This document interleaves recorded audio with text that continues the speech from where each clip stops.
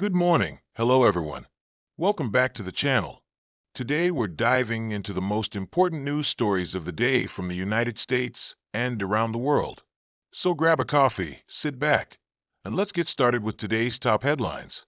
First, the U.S. Senate advanced a funding bill that could bring an end to the longest federal government shutdown in American history. After 40 days of federal workers sidelined and essential services delayed, a rare bipartisan effort emerged with 8 Democrats joining Republicans to push the legislation forward. The proposed bill would restore salaries to federal employees, reopen national parks, and allow air traffic and customs operations to return to normal. While the move is significant, the legislation still requires approval in the House and the president's signature, leaving room for uncertainty until fully enacted. Citizens and businesses affected by the shutdown are eagerly awaiting the resolution, hoping for a swift return to normal operations. For our next story, global markets responded positively to news of the Senate's funding progress.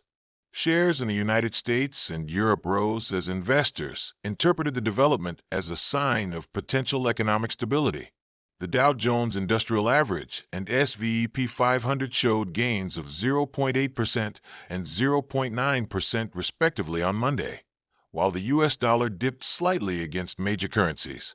Analysts, however, caution that underlying economic concerns, such as inflationary pressures and geopolitical tensions, may still affect market performance even if the shutdown ends soon.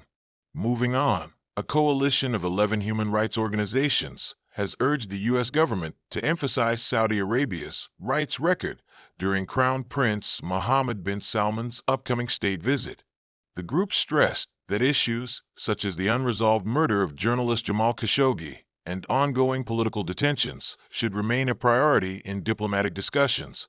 Activists argue that balancing strategic partnerships with accountability is crucial for the credibility of U.S. foreign policy. This development has sparked debates in Congress and among policy analysts about how the United States manages international relationships while promoting human rights. Next, the oil market reflected optimism connected to the potential end of the federal shutdown. American crude prices climbed as demand expectations rose with government operations potentially returning to normal. Brent crude futures increased by approximately 0.7%. Reaching around $64 a barrel, signaling that global energy markets remain sensitive to U.S. policy developments. Experts note that such fluctuations underline how political uncertainty in Washington can ripple across global commodity markets, affecting prices, supply chains, and investor confidence in multiple sectors. Now, looking at local impacts, cities such as Denver and Atlanta have taken extraordinary steps to support air traffic controllers and other airport staff, still unpaid due to the shutdown. Emergency local funds have been allocated to prevent operational disruptions at key airports, underscoring how national-level gridlock is increasingly affecting municipal services. These local interventions highlight the real-world consequences of federal stalemates, reminding citizens that legislative delays can have tangible effects on everyday life, from travel delays to economic pressures on local businesses.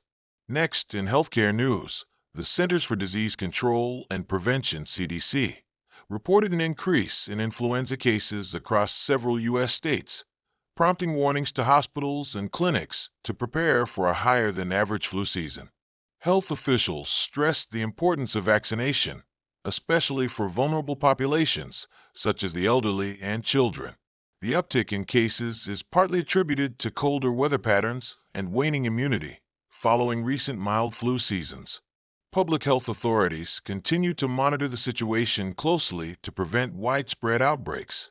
Shifting to world news, here are the top global stories. Starting in Brazil, the COP30 climate summit opened in Belém under heightened tension. The absence of high-level U.S. representation drew concern among international delegates, highlighting potential challenges for coordinated climate action. Leaders from over 190 countries are meeting to negotiate emissions targets, disaster response strategies, and funding commitments for vulnerable nations. Recent typhoons and wildfires have intensified calls for urgent measures, with the summit emphasizing accountability and actionable policies rather than mere pledges. Next up, in New Zealand, a major wildfire in Tongariro National Park has finally been contained following recent rainfall.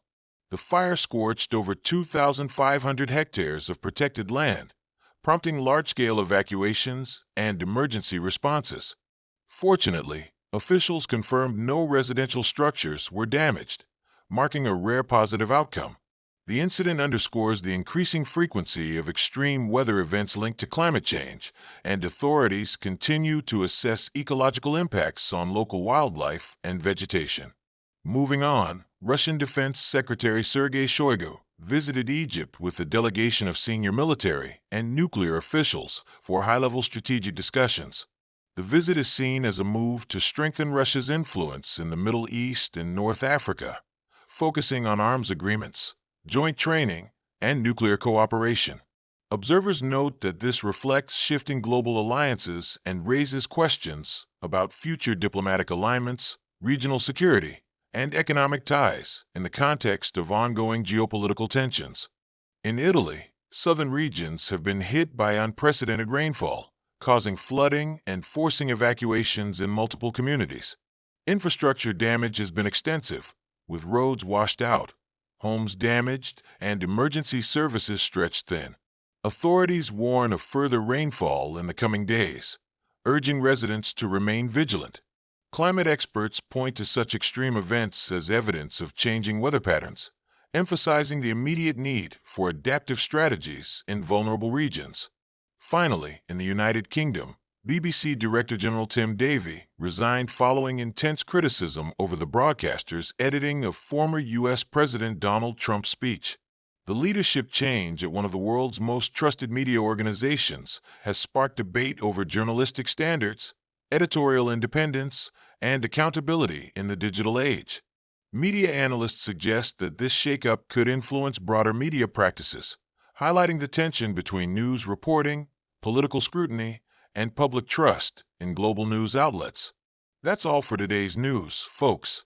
Stay informed, stay safe, and don't forget to like, subscribe, and hit the notification bell so you won't miss our next update. See you tomorrow for another round of important news.